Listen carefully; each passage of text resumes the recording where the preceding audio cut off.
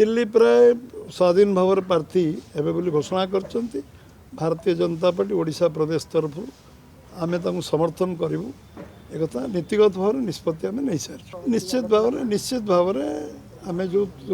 प्रार्थी दिल्ली प्राय को समर्थन दबू निश्चित भाव से यशस्वी हे विजय हे राज्यसभा पहुँचे सी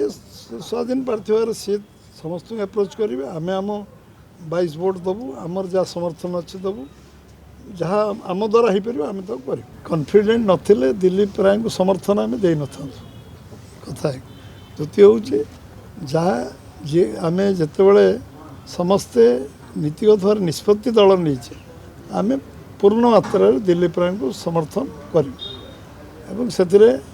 यशस्वी भी विश्वास अच्छे आउ निर्वाचन 16 तारीख दिन अच्छी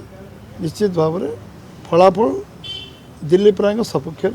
2026-27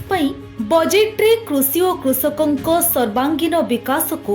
सर्वाधिक प्राथमिकता देइछंती लोकंको मुख्यमंत्री श्री मोहन चरण माझी चाषी मानक आर्थिक सशक्तिकरण पई व्यापक सहायता राशिर व्यवस्था सह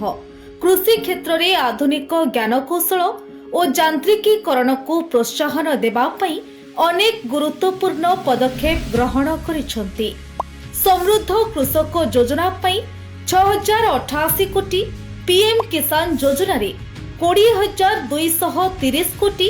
कृषि यांत्रिकीकरण एवं कृषि उद्योग पई 841 कोटी और श्री अन्न अभियान पई 400 कोटी टंकार व्यय बराद करा जायछि।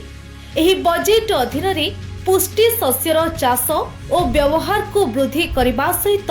ग्रामीण अर्थनीति को सुदृढ़ करी ओडिशार प्रतिटी कृषक परिवार को एक समृद्ध और आत्मनिर्भरशील भविष्यत प्रदान करने को लक्ष्य रखिछंती लोकंक सरकार।